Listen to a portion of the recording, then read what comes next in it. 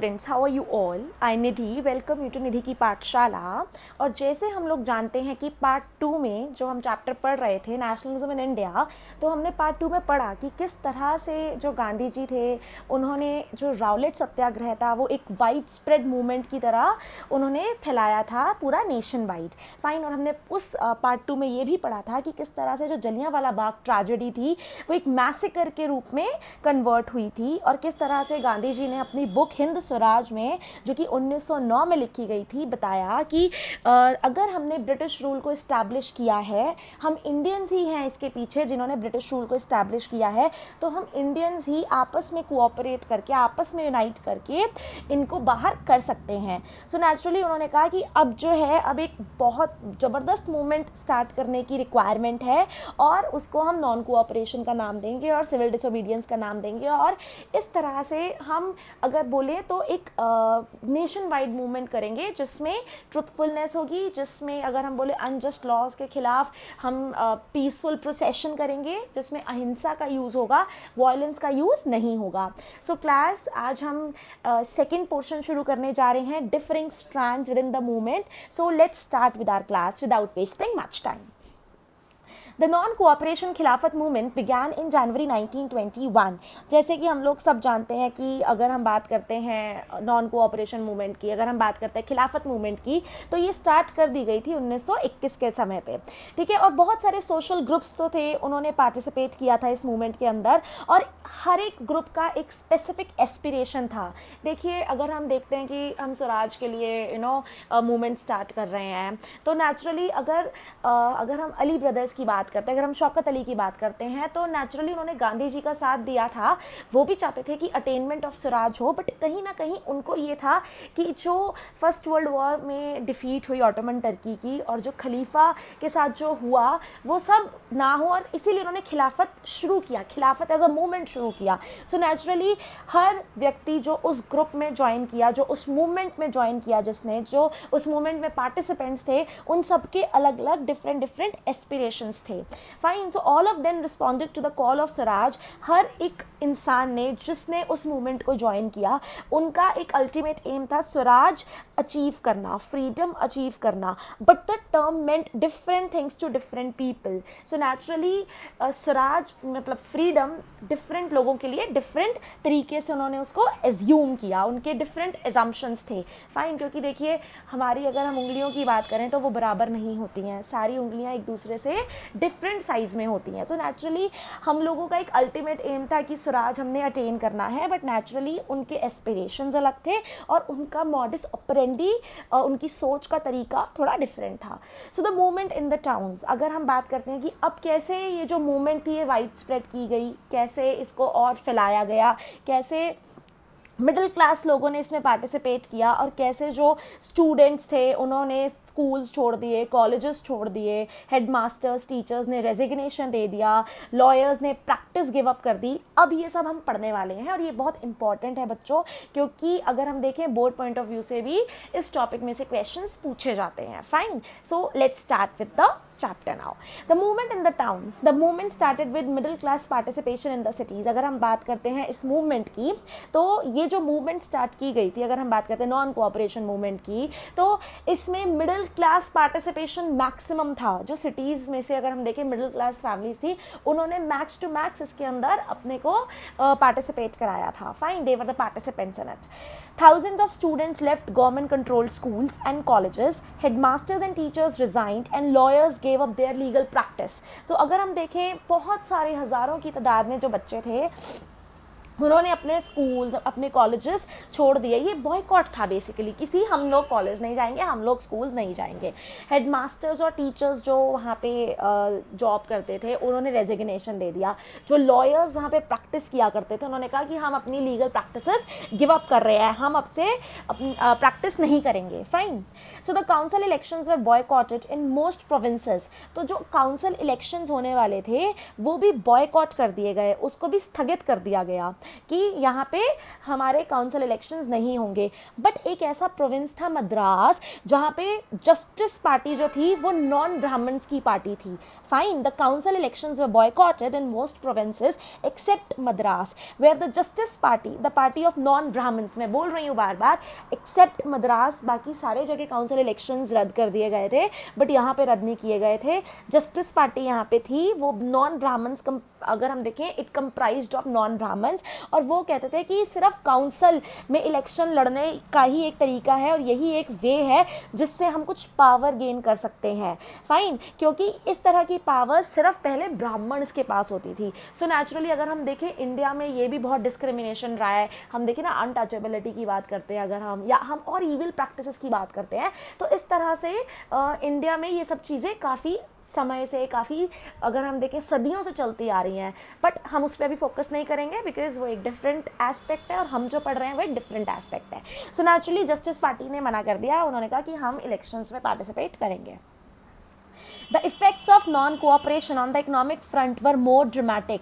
अगर हम देखें कि जो नॉन कोऑपरेशन हुआ ना, देखो जी, लॉयर्स ने बोला कि हम तो अपनी प्रैक्टिस नहीं करेंगे, टीचर्स, हेडमास्टर्स ने रेजिग्नेशन दे दिया, बच्चों ने स्कूल कॉलेज जाना छोड़ दिया, तो कहीं ना कहीं अभी हम पढ़ेंगे। और ये जो फॉरेन क्लोथ था जो हम इम्पोर्ट किया करते थे, वो भी इंडियन गवर्नमेंट ने लेने को मना कर दिया। तो कहीं ना कहीं हम देखें तो इस सब का एक बहुत ह्यूज इम्पैक्ट पड़ा था किसके ऊपर, इकोनॉमी के ऊपर। अगर हम अपनी इकोनॉमिक लेवल्स की बात करें तो हम पढ़ेंगे कि किस तरह से इकोनॉमिक फ्रंट पे इसका एक बहुत ड्रामेटिक इफेक्ट रहा है। So foreign goods were boycotted, जितने भी फॉरेन गुड्स थे उनको बॉयकॉट किया गया। लिकर शॉप्स पिकेटेड, पिकेटेड का मतलब होता है, picket means a form of demonstration और प्रोटेस्ट, जिसमें लोग they just block the entrance to a shop, factory और ऑफिस। फाइन, तो जो लिकर शॉप्स थी, जो ये लिकर बेचा करते थे, उनकी शॉप्स दे वर पिकेटेड।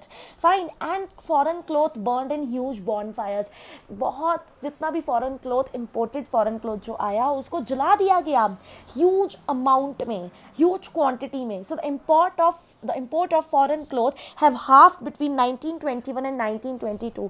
अगर हम बात करते हैं फॉरेन क्लोथ की, जो इंपोर्ट किया जाता था उसका, जो अगर हम देखें जो हमने इंपोर्ट किया वो 1921 और 1922 में बहुत ज़्यादा उसकी वैल्यू जो थी वो ड्रॉप हो गई। हम आसपास समझ सकते हैं 102 करोड़ से, जो पहले 102 करोड़ अगर हम देखें इन्वेस्ट किया करते थे इंपोर्ट में, तो वही 57 करोड़ हो गई, 57 करोड़ हो गई।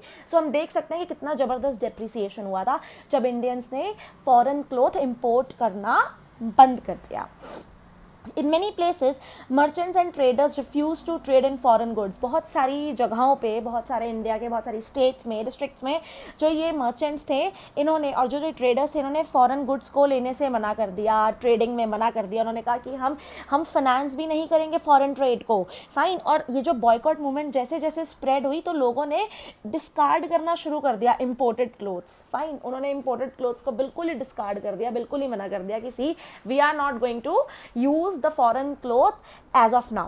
fine, so and of course, और उन्होंने कहा कि we are going to wear only Indian ones। Production of Indian textile mills and handlooms went up. So naturally उन्होंने कहा कि हम स्वदेशी को अपनाएंगे, हम इंडियन प्रोडक्ट्स को अपनाएंगे, इसी को हम स्वदेशी कहते हैं। फाइन, सो उन्होंने कहा कि production of Indian textile mills, तो नेचुरली अब हम इंपोर्टेड प्रोडक्ट को, इंपोर्टेड क्लोथ को यूज नहीं करेंगे, तो नेचुरली क्लोथ तो चाहिए। तो जो इंडियन मिल्स थी, जो इंडियन हैंडलूम्स थे, they went up. But this movement in the cities gradually slowed down for a variety of reasons. But देखो, अगर हम मूवमेंट की बात करते हैं, चाहे सत्याग्रह मूवमेंट हो, चाहे सिविल डिसोबीडियंस मूवमेंट हो, चाहे अब ये जो मूवमेंट हम पढ़ने वाले हैं, ये जिस एंथुजियाज्म के साथ स्टार्ट किया जाता था, बट उसका जो एंड होता था वो भी बहुत जल्दी आ जाता था। ये काफ़ी लंबे समय तक इस तरह की मूवमेंट्स जो थी अपने आप को सस्टेन नहीं कर पाती थी। हम पढ़ेंगे क्यों और कैसे। तो but this movement in the cities gradually slowed down for a variety of reasons. तो ये जो मूवमेंट चल रही थी ये काफ़ी सिटीज़ में चल रही थी और ये ग्रेजुअली स्लो डाउन हो गई, और इसके बहुत सारे रीजंस थे। Khadi cloth was often more expensive. अगर हम बात करते हैं ना खादी के कपड़ों की, ठीक है, देखो ये जो इम्पोर्टेड प्रोडक्ट होते हैं, ये जो इम्पोर्टेड क्लोथ होते हैं, ये मिल में बनते हैं। जो फैक्ट्री प्रोड्यूस्ड प्रोडक्ट्स होते हैं वो बहुत ज़्यादा क्वांटिटी में बनते हैं और उनका प्राइस भी कम होता है। बट अगर हम बात करते हैं हैंडमेड प्रोडक्ट्स की, तो उनको बनने में भी टाइम लगता है और वो काफ़ी एक्सपेंसिव होते हैं. सो यही एक बहुत बड़ा रीज़न रहा. Khadi cloth was often more expensive then mass produce mill cloth. तो ये जो खादी क्लॉथ था ये ज़्यादा एक्सपेंसिव था जहाँ अगर हम कंपेयर करें ये जो मास प्रोड्यूस मिल्क क्लॉथ था उसके कंपैरिजन में. और जो ये पुअर लोग थे, जो पुअर पीपल थे, लोअर इनकम ग्रुप के जो लोग थे, वो उनका अफोर्डेबिलिटी इंडेक्स उतना नहीं था, वो अफोर्ड नहीं कर पाते थे कि वो बहुत महंगे क्लोथ बेयर करें. खादी तो ऑफकोर्स महंगा था. फाइन, हैंडमेड गुड्स को, हैंडमेड प्रोडक्ट्स को वो खरीद पाएँ क्योंकि नेचुरली इनके प्राइसेस ज़्यादा होते थे, तो ये उनके अफोर्डेबिलिटी इंडेक्स से काफ़ी परे होता था. How then could they boycott milk cloth for too long. तो ऐसा कब तक होता कि जो मिल्क क्लोथ है जो कि सस्ता है उसको वो बॉयकॉट कर सकते थे. Similarly the boycott of British institutions posed a problem. वैसे ही अगर हम बात करते हैं ब्रिटिश इंस्टीट्यूशंस की तो इनको बॉयकॉट करना भी एक बहुत ज़बरदस्त प्रॉब्लम रहा. For the movement to be successful, अगर हम चाहते थे कि ये मूवमेंट सक्सेसफुल हो तो एक ऑल्टरनेटिव इंडियन इंस्टीट्यूशंस का बनना बहुत ज़रूरी था जो ब्रिटिश ऑर्गेनाइजेशन है, जो ब्रिटिश इंस्टीट्यूशंस है, उनको रिप्लेस कर पाए. इसीलिए for the movement to be successful, अगर हम चाहते थे कि ये मूवमेंट सक्सेसफुल हो तो ऑल्टरनेटिव यानी कि हमें ऑल्टरनेटिव इंडियन इंस्टीट्यूशंस बनाने बहुत ज़रूरी थे जो कि रिप्लेस कर पाते उनको ब्रिटिश वन से, फाइन, ब्रिटिश इंस्टीट्यूशन से. So these were slow to come up. Of course ये आइडिया था, एक आइडियोलॉजी थी जो पुटअप की गई थी, बट ऑफकोर्स इसमें बहुत टाइम लगने वाला था. So students and teachers began trickling back to the government schools and lawyers join back work in government courts. So naturally जिस इंटेंसिटी से बच्चों ने कॉलेजेस छोड़े थे, स्कूल्स छोड़े थे, जिस इंटेंसिटी से अगर हम देखें टीचर्स ने, हेडमास्टर्स ने रेजिग्नेशन दिया था, लॉयर्स ने अपनी प्रैक्टिस गिव अप कर दी थी, उसी इंटेंसिटी से उन्होंने वो वापस ज्वाइन भी किया बिकॉज नेचुरली इकोनॉमिक डिसऑर्डर आ गया था, है ना. तो आपको कहीं ना कहीं अगर हम देखें तो ये सारी रिक्वायरमेंट फुलफिल करनी होती हैं, लाइवलीहुड चलाना है आपने. So rebellion in the countryside, ये नेक्स्ट टॉपिक है. रिबेलियन मतलब जब हम रिबेल करते हैं. From the cities the non cooperation spread to countryside. अगर हम बात करते हैं सिटी से तो सिटीज से अब ये नॉन कोऑपरेशन जो थी ये कंट्री साइड यानी कि अगर हम देखें रूरल एरियाज तक भी फैलनी शुरू हो गई. It Drew into the fold the struggles of pageants and tribals which were developing in different parts of India in the years after the war. तो ये सिर्फ ऐसा नहीं था कि सिर्फ अगर हम सिटीज की बात करें तो ये जो अगर हम देखें राइट्स हो रहे हैं या अगर हम ये मूवमेंट की बात कर रहे हैं तो ये मूवमेंट सिर्फ कॉन्सेंट्रेटेड थी सिर्फ सिटीज़ में, नहीं, ऐसा नहीं है. अगर हम कंट्री साइड की बात भी करें तो वहाँ भी ये फैलनी शुरू हो गई. ट्राइबल एरियाज़ में भी ये सब चीज़ फैलनी शुरू हुई. अब हम पढ़ेंगे कैसे, ये एग्जाम्पल्स हैं जो हम पढ़ने वाले हैं कि कहाँ कहाँ अगर हम देखें अवध में या अगर हम देखें ये जो कंट्री साइड जो रूरल एरियाज है वहाँ पे किस तरह से या ट्राइबल मूवमेंट्स जो है वो शुरू हुई. इन अवध एक जगह है. पेजेंट्स वर लेड बाय बाबा रामचंद्र. हमें पता है अगर हम कोई भी मूवमेंट स्टार्ट करते हैं बच्चों तो हमें एक लीडर की रिक्वायरमेंट होती है, फाइन. तो अगर हम कोई भी मूवमेंट स्टार्ट करेंगे उसके लिए जो फोरमोस्ट इंपॉर्टेंट चीज़ है वो ये है कि हमारे पास एक अच्छा लीडर होना चाहिए. सो पेजेंट्स वर लेड बाय बाबा रामचंद्र, अ सन्यासी.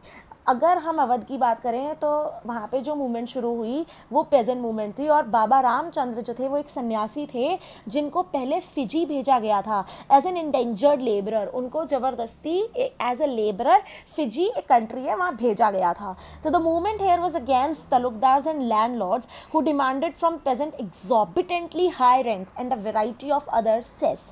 अगर हम देखें इस मूवमेंट की शुरुआत तो ये जितने भी पेजेंट्स थे, हमें पता है ये पुअर फार्मर्स होते हैं, पुअर पेजेंट्स होते हैं, इनके पास इतने रिसोर्सेज नहीं होते हैं.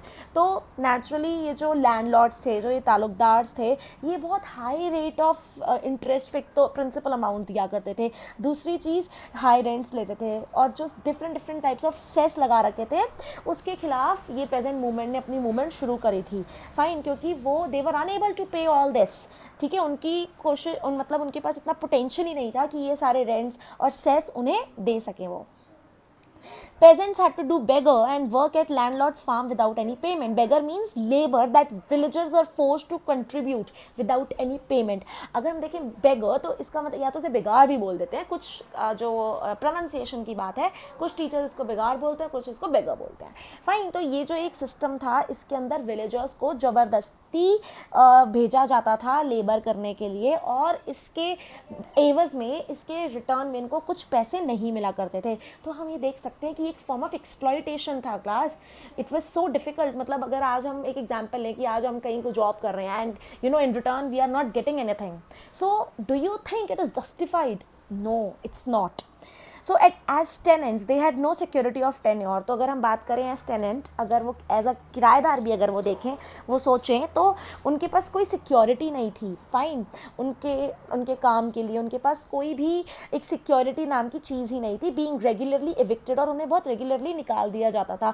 और जो लैंड उनके पास होती थी, जो लीज लैंड थी, उनके उस लैंड के ऊपर भी उनका कोई अधिकार नहीं होता था। So the peasant movement demanded reduction. अब please, this is very important, understand it.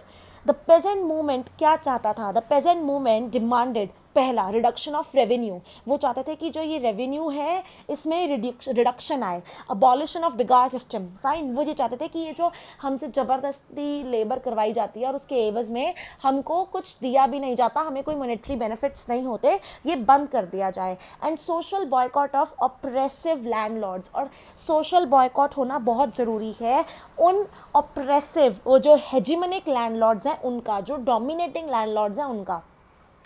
In many places, अब ये इनकी कंडीशंस थी कि ये सब इन्हें चाहिए प्रेजेंट मूवमेंट में, ये सब उनको चाहिए था कि भाई जो रेवेन्यू कलेक्शन है वो बंद करा जाए, या रिडक्शन हो, अबॉलिशन हो बेगार सिस्टम का, सोशल बॉयकॉट हो ऑप्रेसिव लैंडलॉर्ड्स का। और बहुत सारी जगहों पर एक सिस्टम निकाला गया, नाई धोबी बंद।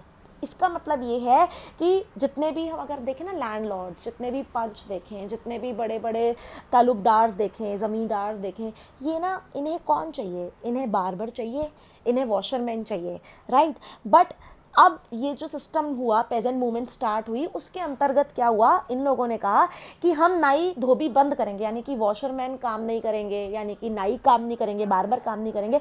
सो नेचुरली इनके लिए कितनी मुसीबत हो जाएगी, ठीक है, इनके लिए अपना डे टू डे काम कराना कितना मुश्किल हो जाएगा। सो इसीलिए नाई धोबी बंद का सिस्टम निकाला गया, which was organised by panchayat to deprive landlords of the services of even barbers and washerman. In June 1920 Jawaharlal Nehru began going around the villages in Awadh. सो 1920 का वो टाइम था, जून महीना था, जिसमें जवाहरलाल नेहरू ने विलेजेस में चक्कर लगाने शुरू किए। अवध, बेसिकली अवध उनका टारगेट एरिया था, जिसमें उन्होंने विलेजर्स से बात की और उन्हें समझाने की कोशिश की, किसी मूवमेंट ज्वाइन करना बहुत इंपॉर्टेंट है, और उन्हें उनके ग्रीवियंसेस को एड्रेस किया।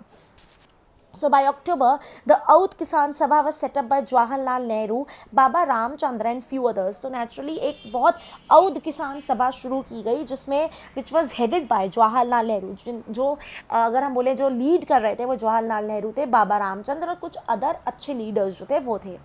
Within a month, over 300 branches had been set up in the villages. मतलब अगर हम देखें एक महीने के अंदर ही 300 ब्रांचेस सेटअप कर दी गई उस विलेज के अंदर और उसके अराउंड जितने भी रीजन्स थे। और नॉन कोऑपरेशन उसी साल शुरू हुआ, with the effort of the Congress to integrate the ever present struggle into the wider struggle. और जितने भी कांग्रेस लीडर्स थे, कांग्रेस पार्टी थी, उनकी कोशिश यही थी कि ये जो अवध प्रेजेंट स्ट्रगल है इसको भी ज्वाइन किया जाए वाइडर स्ट्रगल में। Fine, so The peasant movement, however, developed in forms that the Congress leadership was unhappy with. कुछ ऐसे लीडर्स थे नेचुरली उस पॉलिटिकल पार्टी में, अगर हम बात करें कांग्रेस की पॉलिटिकल पार्टी में, जो खुश नहीं थे। They were not happy with the movement it was going. जिस तरह से movement it took shape, they were not happy with it.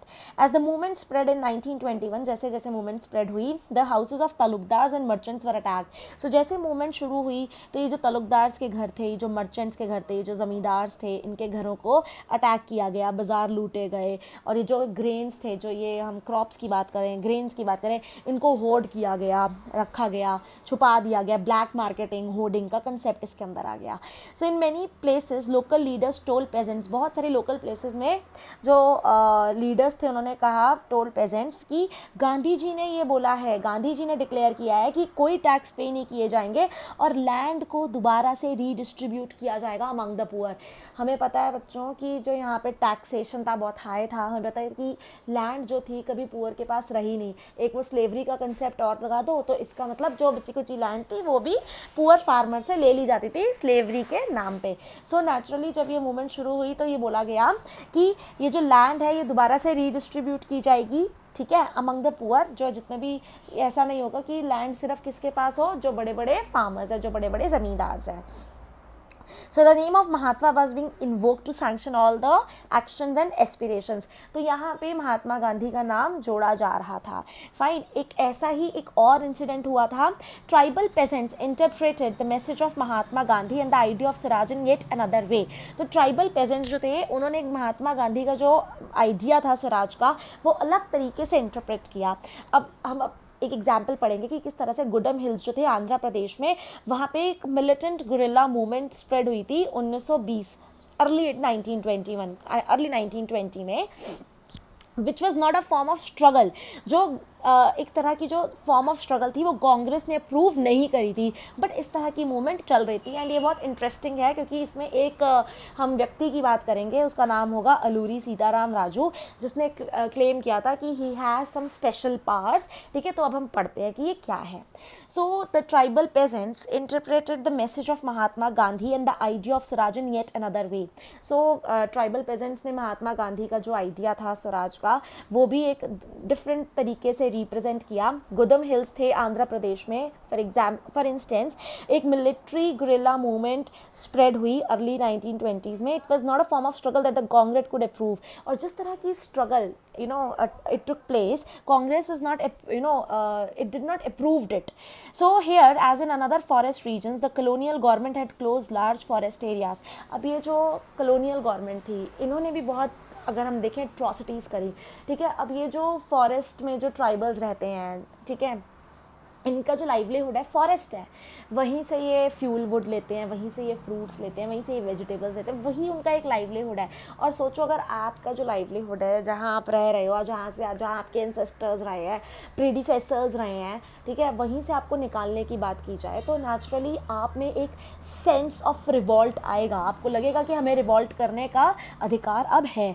तो यही हुआ, कॉलोनियल गवर्नमेंट ने वहाँ पे स्ट्रिक्ट रूल्स रेगुलेशंस ले आए कि कोई वहाँ पे फ्यूल वुड कलेक्ट नहीं करेगा, कोई फ्रूट्स नहीं लेगा, कोई वहाँ पे उन फॉरेस्ट में अपने कैटल को ग्रेज नहीं कराएगा. ठीक है, तो इससे जो वहाँ के जो हिल के लोग थे, उनको बहुत गुस्सा आया. They were very angry with this. So this enraged the hill people.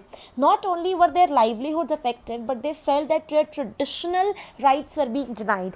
तो मैंने कहा ना अभी, उनकी लाइवलीहुड तो अफेक्ट हुई और नेचुरली उनको इस चीज़ का बुरा लगा कि लाइवलीहुड अफेक्ट हो रही है. बट लाइवलीहुड अफेक्ट होने के साथ साथ अगर हम देखें कि हमारे ट्रेडिशनल राइट्स थे, ट्राइबल्स के ट्रेडिशनल राइट्स थे, वो भी उनसे छीन लिए गए. तो ये कहाँ तक की सही चीज़ है? ये बहुत गलत है. ये एक फॉर्म ऑफ एट्रोसिटी है जो उनके ऊपर की गई.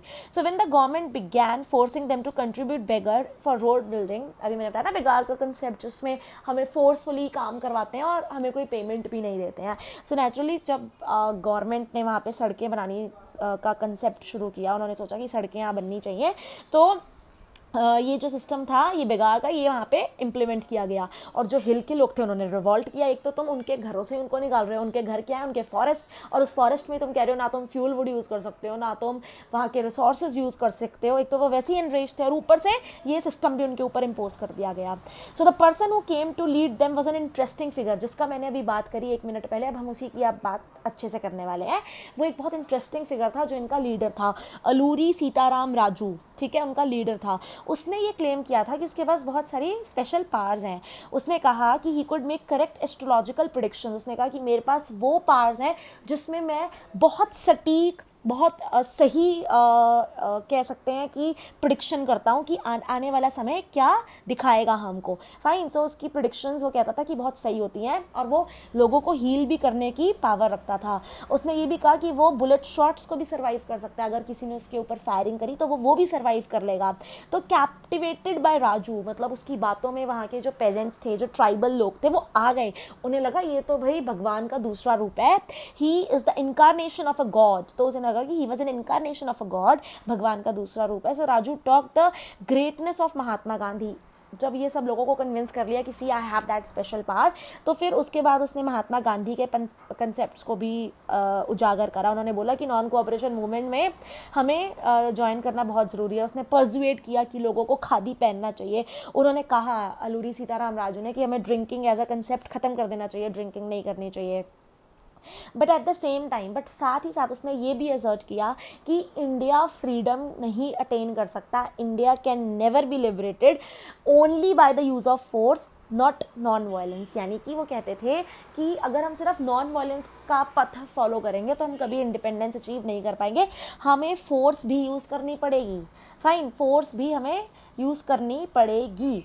सो the Gudem rebels attacked police station. तो ये जो गुडम रिबेल्स थे, ये वही जो अलूरी सीताराम राजू के अंदर में थे, ये सारे ट्राइबल्स, उन्होंने क्या किया, उन्होंने पुलिस स्टेशन पे अटैक करना शुरू किया, उन्होंने कई ब्रिटिश ऑफिशियल्स को मारा, और इस तरह से गुरिल्ला वॉरफेयर चलता रहा कि भैया हम अचीव करेंगे Swaraj, attainment of freedom. But Raju was captured, Raju को पकड़ लिया गया और उसको मार दिया गया 1924 में। एंड इसके साथ उनका एक फोक हीरो की जो दास्तां थी वो वहीं ख़त्म हो गई। सो आई होप क्लास 10 स्टूडेंट्स तुम्हें समझ आया हो जो मैंने आज पढ़ाया है। मेरे पार्ट 4 में हम शुरू करेंगे स्वराज इन द प्लांटेशंस, और इससे आगे towards civil disobedience movement. Fine, so next part में I am going to complete civil disobedience movement. I hope आप सबको समझ आया हो, and please do subscribe my channel.